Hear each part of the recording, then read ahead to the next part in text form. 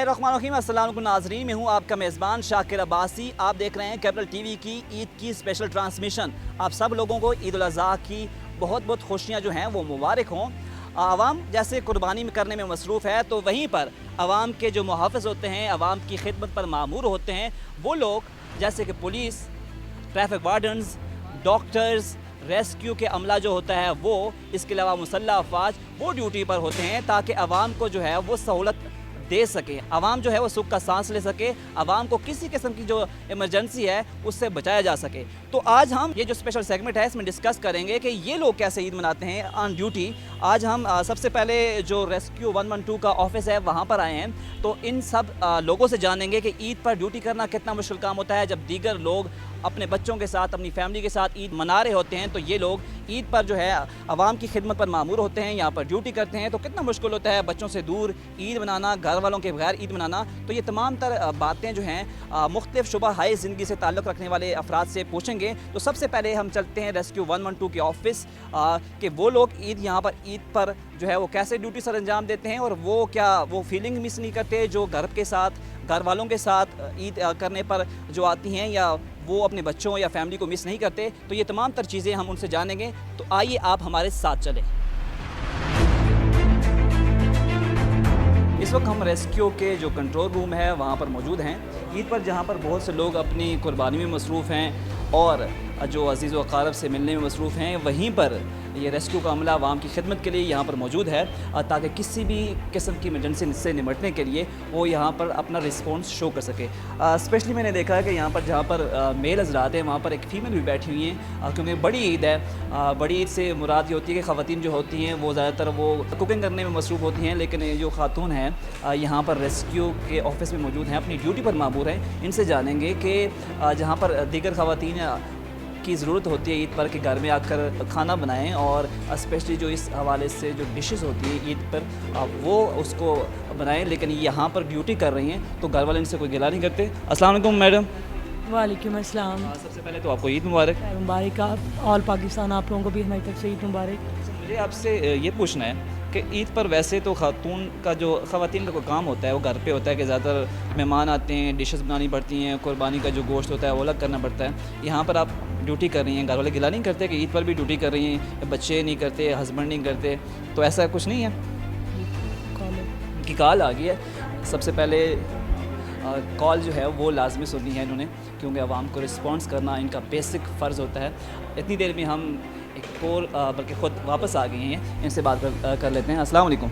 वालेकुम सलाम। मेरा सवाल वहीं पर कि घर वाले गिला नहीं करते कि ईद पर भी ड्यूटी, हालांकि ख़वातीन का जो रोल होता है घर में ईद वाले दिन, बड़ी ईद वाले दिन स्पेशली ज़्यादा होता है, कोई कुकिंग, खाना बनाना, गोश्त को अलग करना, बारबेक्यू वगैरह, या फैमिली के साथ आउटिंग में जाना, तो घर वाले गिला नहीं करते कि ड्यूटी करती रहती हैं आप?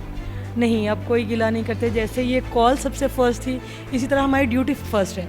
हमारे घर वाले, हम लोग खुद, पहले हमारा फ़र्ज़ है, हमारी ड्यूटी है, और उसके बाद घर। हम लोगों ने इस चीज़ का हल्फ लिया है कि हम पहले कौम के लिए, अपने लोगों के लिए पहले अवेलेबल हैं और उसके बाद घर। वैसे अमूमी तौर पर जो खातून होती हैं, कोई भी खातून हो, घर में खाना बनाना होता है, ईद पर तो स्पेशली बनाना होता है, बड़ी ईद पर ये एक स्पेशलिटी है कि मतलब मुख्तलिफ डिशेज़ बनानी है। नहीं, अपने घर को मैनेज करना वो भी हमारी ड्यूटी में चूँकि शामिल है, तो यहाँ से जाके हमारी अभी 12 आवर्स की ड्यूटी है। रात को 8 बजे के बाद मॉर्निंग के लिए सारा खाना बनाना, सारा काम अपने बच्चों के लिए सब कुछ तैयार करना वो रात में करते हैं हम लोग। उनके लिए सारा कुछ रेडी करके रख के मॉर्निंग में फिर ड्यूटी पे आ जाते हैं। अच्छा, बच्चे नहीं कहते मामा आज नहीं, मतलब ईद है, आज क्यों जा रही हैं? उन्होंने नहीं कहा ये आपने? बच्चे कहते हैं, लेकिन कुछ अब वो यूज़ टू भी हो गए कि हम रूटीन में आते हैं, बच्चों ने घर रहना होता है, यूज़ टू हो गए। ये तो नहीं है कि आप जो घर का काम है वो हस्बैंड से करवा रही हैं, सारा खाना शाना बनाना हो तो वो तो नहीं कर लेते, आपकी हेल्प आउट करते हैं आपकी? नहीं, मेरे हस्बैंड एक पानी का ग्लास भी खुद नहीं पीते। मतलब मैं आपको बता रही हूँ, हर चीज़ हम रेडी करके अपना घर भी मैनेज करते हैं साथ प्रॉपर। मैसेज देना चाहेंगे आप? तो हमारे लिए एक मसले रहा है कि स्पेशली जब ईद पर दूसरी खातून होती हैं, कोई खातून, जैसे मैंने पहले जिक्र किया कि लाजमी जो होता है बड़ी ईद पे, तो आप कोई मैसेज देना चाहें दीगर ख़वातीन को या आवाम नास को? जस्ट एक मिनट। दोबारा कॉल आ गई है, तो ये सिलसिला जो है वो चलता रहेगा कि कितने बिज़ी लोग होते हैं, कितनी हमारे लिए जो है वो हर वक्त ड्यूटी पर मामूर होते हैं, तो इनकी कदर करनी चाहिए। दोबारा आएंगे इनसे, अभी ये फ़ोन कॉल अटेंड करिए, एक इमरजेंसी कॉल आ गई है। तो आप अमला दीगर देख सकते हैं कि दीगर अमला भी मसरूफ़ है कॉल लेने में, कॉल जो है वो यहाँ पर इमरजेंसी कॉल लेते हैं। तो ये सर्विस जो है वो 24 घंटे मैसर होती है आवाम को जब इमरजेंसी हो, ताकि आवाम को पर वक्त रिस्पॉन्स किया जा सके। तो यही जब हम ईद की खुशियाँ मना रहे होते हैं या कुर्बानी कर रहे होते हैं, तो इन लोगों को भी याद रखना चाहिए कि यही हमारे रियल हीरो हैं। इन्हीं की वजह से हम अक्सर हम देखें सुकून में होते हैं, चाहे वो फ़ौज हो, चाहे वो पुलिस हो, चाहे वो ट्रैफिक वार्डन हो, चाहे वो डॉक्टर्स हों, चाहे वो पैरामेडिकल स्टाफ हो, चाहे रेस्क्यू का अमला हो। तो इनको, ये जो असल हीरो हैं, इनको हमें कभी नहीं भूलना चाहिए कि इन्हीं की वजह से हम सुकून में रहते हैं, आवाम को जो है वो सुकून मिलता है। देख सकते हैं काम इनका कि क्या चल रहा है काम। आप देख सकते हैं कि यहाँ पर जो है वो मुख्तलिफ कॉल मसरूफ़ होते हैं, बाकी दीगर जो लोग हैं मसरूफ़ हैं। एक हमें थोड़ा नज़र आ रहा है कि उनके पास अभी कॉल नहीं, उनको भी कॉल आ रही है। तो यहाँ पर ईद पर भी जो है कॉल का जो सिलसिला है वो थमने को नहीं रोकता। दोबारा उनकी तरफ जाते हैं। अस्सलाम वालेकुम। वालेकुम सलाम। देखिए कि मतलब आपको ईद वाले दिन भी चैन नहीं मिलता, मतलब कॉल पे कॉल, कोई बंदा यहाँ पर फ्री नहीं है। तो ईद वाले दिन आपको दिल नहीं करता कि यार बच्चों के साथ ईद होनी चाहिए? शायद आपको कॉल तो नहीं आ गई दोबारा कि बच्चों के साथ ईद होनी चाहिए, अब दोबारा कॉल आ गई है। तो अब ये इनका जो तरीक़ाकार है, ये इस तरह वर्क करते हैं और इतना ही मुश्किल काम होता है। सब मुश्किल नहीं होता कि मतलब ईद जहाँ दिल करता है कि बच्चों के साथ सेलिब्रेट की जाए, घर वालों के साथ सेलिब्रेट की जाए, आप ड्यूटी पर होते हैं। नहीं, ये तो इंसानी फितरत है कि इंसान को लाजमी दिल करता है कि अपने प्यारों के साथ ईद करे, लेकिन यहाँ पे जो हमारा जज्बा है कौमी खिदमत का, तो वो हमारा मतलब प्रायोरिटी ले जाता है। तो एज ए रेस्क्यूअर्स मैं अपनी आवाम से ये दरख्वास्त करूँगा कि ये देख लें बार बार ये हमें कॉल्स आ रही हैं और ये डिस्टर्बिंग और मतलब बिला वजह लोग कॉल कर रहे हैं, और जो असल कॉलर है वो डिस्टर्ब हो जाता है, उसको यानी कॉल नहीं मिलती। जब वो उसको इमरजेंसी हो रही होती है तो उसको नंबर बिजी मिल रहा होता है। तो काइंडली ये डिस्टर्बिंग कॉल्स ना करें। जैसे हम आपके लिए, आपकी खिदमत के लिए बैठे हुए हैं, तो आप भी रेस्क्यू 1122 का हिस्सा बने और बिला वजह कॉल करके रेस्क्यू 1122 की हेल्पलाइन को बिजी ना रखें। शुक्रिया। ये बताएं किस तरह की आपको गैर ज़रूरी कॉल्स आती हैं? कॉल सुन लें फिर से दोबारा जानते हैं कि किस तरह की गैर ज़रूरी इनको कॉल्स आती हैं, जिससे ये स्पेशली तंग आते हैं। किस तरह की गैर ज़रूरी आपको कॉल्स आती हैं? आप कह रहे हैं कि मतलब जो असल जो कॉलर होता है वो थोड़ा कम होता है, लेकिन जो ऐसे ही जो गैर ज़रूरी कॉल करते हैं, किस तरह की कॉल्स आती हैं गैर ज़रूरी आपको? सर इसमें ज़्यादातर किड्स कॉल्स होती हैं। लोग मतलब आजकल बच्चों को सेल फ़ोन दे देते हैं, ठीक है, और वो 1122 डायल कर रहे होते हैं। और इसी तरह से हमारी जो यंग जनरेशन है वो जब ग्रुप्स की शक्ल में होती है तो वो जनाब 1122 डायल कर रहे होते हैं और एक अपने लिए हंसी और मजाक का वो एक प्लेटफॉर्म बना रहे होते हैं। हालांकि 1122 इस चीज़ के लिए नहीं बना, ये अवामी खिदमत के लिए बना हुआ है। तो इसको इसी तरह से आप यूज़ करें। अब देख लें ये इस बंदे की 22 कॉल्स आ गई हैं और टोटल डिस्टर्बिंग है। ये आपको इनसे दोबारा सुन लें। ये जैसे कि आप ये कह रहे हैं कि अवाम नास से अपील कर रहे हैं कि गैर ज़रूरी कॉल ना किया करें। इससे जो असल कॉलर होता है, किसी को इमरजेंसी हो तो वो उसकी इमरजेंसी जो होती है वो बीच में रह जाती है, मिस हो जाती है। तो इनकी अपील है आवाम से कि गैर ज़रूरी कॉल का जो सिलसिला होता है ये ना तंग किया करें, स्पेशली जो मनचले होते हैं तो ऐसे ना किया करें। ये आपकी सर्विस के लिए बैठे हैं लेकिन इनको तंग ना किया करें, ये इनकी गुजारिश है। अभी दीगर अमला आप देख सकते हैं कि मुसलसल ये बिज़ी हैं, कॉल पर रहते हैं। अभी दोबारा इनसे जानते हैं कि एक और दफ़ा आपसे जानते हैं कि आपकी ज़िंदगी में कोई इंटरेस्टिंग कॉल, जैसे आप कह रही हैं गैर ज़रूरी कॉल है, 22 कॉलिंग कर चुके हैं, कैसी गैर ज़रूरी आपने जैसे बताया मनचले नौजवान करते हैं, मनचले नौजवान कहते क्या हैं बीच में आपको? हाँ सर, वो मुख्तलिफ अब वो कॉल कर देंगे, वो कोई बिरयानी की रेसिपी पूछ लेंगे, ठीक है, और कॉल करके तो वो मतलब मुख्तलिफ मतलब खेल और सैर व तफरी के बारे में वो पूछना शुरू कर देंगे, या कॉल करेंगे, कॉल करके वैसे फेक कॉल कर देते हैं कि फ़लाँ जगह इमरजेंसी है। हमें तो इंशाल्लाह अल्लाह ताला के करम से अब इतनी सर्विस हो गई, हम जज कर लेते हैं फेक कॉलर को। तो लेकिन फिर भी मतलब नौजवानों से, अपनी आवाम से यही दरख्वास्त है कि और 1122 पे इस तरह से फजूल कॉल ना करें।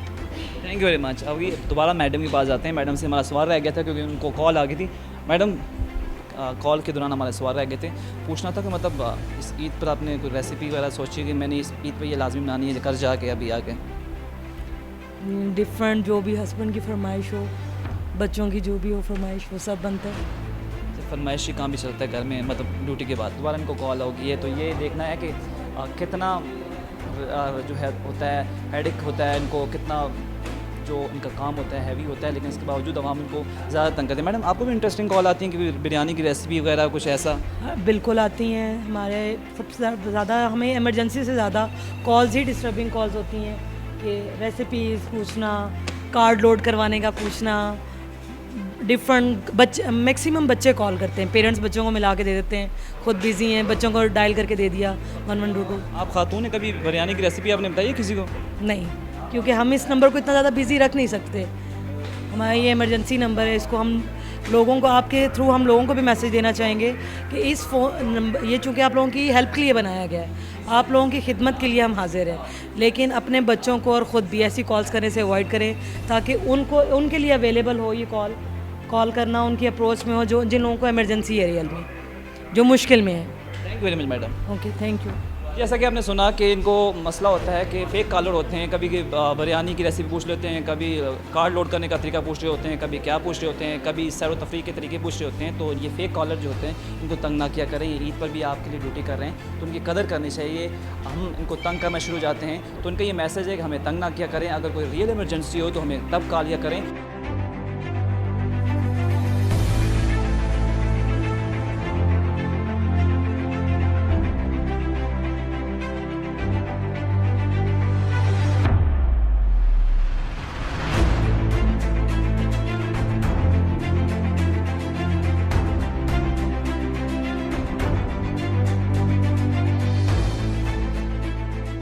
अभी हमने रेस्क्यू के दीगर अमले से बात की और अब हम बात करेंगे रेस्क्यू जो इमरजेंसी ऑफिसर हैं हमज़ा अली ख़ान। हमज़ा अली ख़ान से भी जानेंगे कि जैसे बाकी ईद पर जो उनके दोस्त हैं या दीगर जो अजीज़ व कारम हैं अपने घरों में ईद मना रहे होंगे, लेकिन वो तो ड्यूटी कर रहे हैं, तो कैसी फीलिंग होती है कि ईद पर ड्यूटी हो और जब घर वाले घर पर कुर्बानी कर रहे हों और दोस्त भी उस वक्त जो हैं वो मिलने की ख्वाहिश रखते हों, लेकिन ऑन ड्यूटी होने की वजह से उनसे मिल नहीं पाते। तो ये तासुरात जानेंगे हमज़ा अली ख़ान से। हमज़ा ये बताएं कैसे तासुरात होते हैं ईद पर ड्यूटी करना? काफ़ी मुश्किल होता है कि फ़ैमिली से भी दूर हों और साथ साथ ड्यूटी भी हो, साथ साथ बच्चों को भी मिस कर रहे होते हैं, और दोस्तों पर जो होते हैं, दोस्त स्पेशली वो इस त्यौहार पर आपकी उनकी स्पेशली जो गैदरिंग होती है, बारबेक्यू होता है, मुख्तलिफ हम प्लान बनाते हैं, लेकिन जब ड्यूटी होती है सारे प्लान जो हैं मलिया मेट हो जाते हैं या उन पर पानी फिर जाता है। तो इस हवाले से क्या कहेंगे आप? जी बिल्कुल, ऐसे जो ओकेजन्स होते हैं ऑब्वियसली फैमिली गैदरिंग्स होती हैं, आपने दोस्तों से मिलना होता है, जैसा कि ईद उल अज़हा पे कुर्बानी भी परफॉर्म की जाती है, तो इसमें थोड़ा मुश्किल तो ज़रूर होता है कि अपनी फैमिली से दूर आप ड्यूटी कर रहे होते हैं, अपने प्यारों के पास आप नहीं होते हैं। बट ये है कि एज ए रेस्क्यूअर हमें इस चीज़ के लिए ट्रेन किया जाता है। जब हम एमरजेंसी सर्विसेज एकेडमी में हमारी इंडक्शन होती है तो उस वक्त हमें इस चीज़ की ट्रेनिंग दी जाती है कि चाहे कोई भी सूरत हाल हो, चाहे कैसे भी सर्कमस्टांसेस हों, तो आपकी जो पहली प्रायोरिटी है वो आवाम की खिदमत है। आपने अपने आवाम पाकिस्तानी लोगों की खिदमत करनी है और एमरजेंसी में उनको रिस्पॉन्स करना है।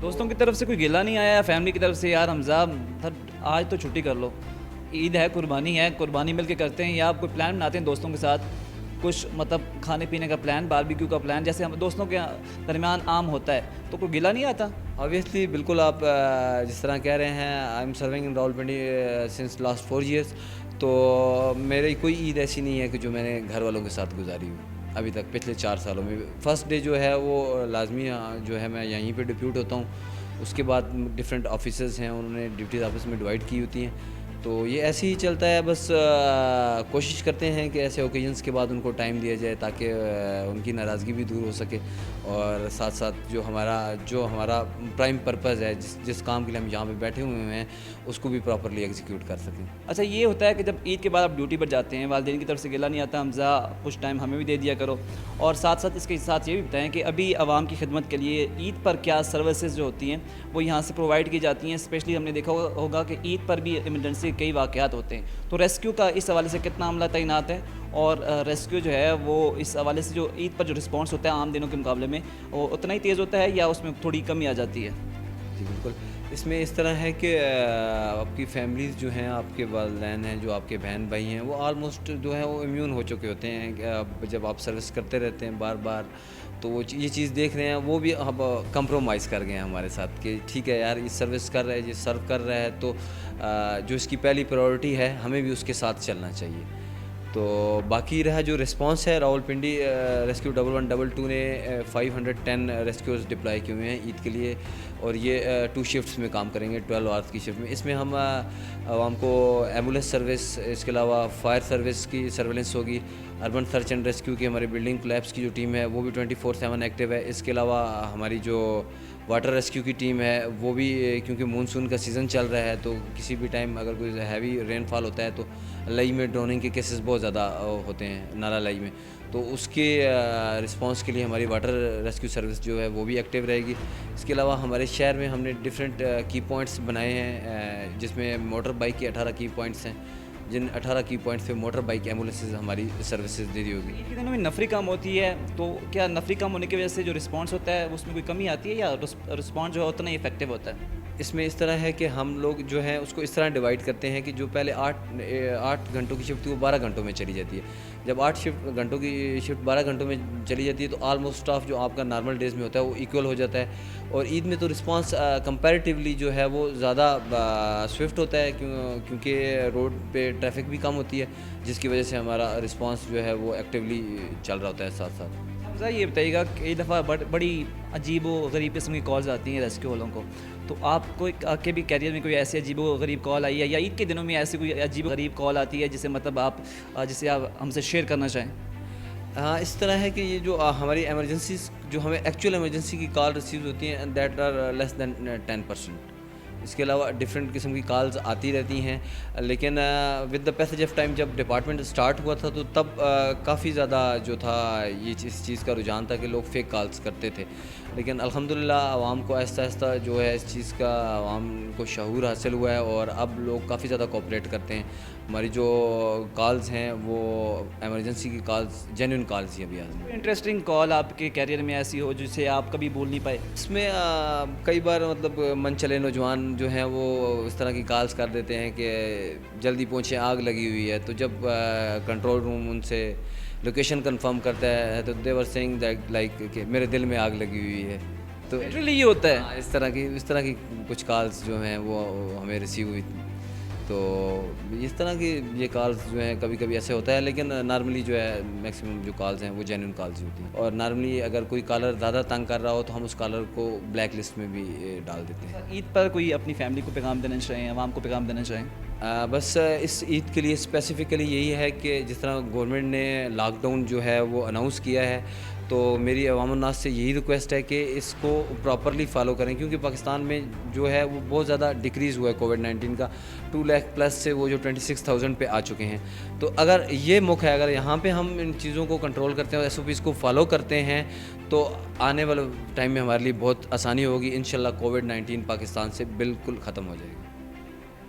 जी नाज़रीन, जैसा कि आपने हमज़ा अली ख़ान की बातें सुनी, हमज़ा अली ख़ान जो हैं वो ईद पर ड्यूटी कर रहे हैं, इनकी हमें कदर करनी चाहिए। जैसा कि हम लोग घरों में बैठे ईद को सेलिब्रेट कर रहे होते हैं, तो ये लोग हमारे लिए बैठे होते हैं, ड्यूटी कर रहे होते हैं, इनको हमें खिराज तहसीन पेश करना चाहिए। और इन नौजवानों की और जितने भी डिपार्टमेंट हैं, रेस्क्यू हो गया, पुलिस हो गया, ट्रैफिक वार्डन हो गए, डॉक्टर्स हो गए, जितने भी ये लोग होते हैं इनकी कदर करनी चाहिए, और इनकी कदर से इनको कदर की निगाह से देखना चाहिए, क्योंकि यही हमारे रियल हीरो होते हैं।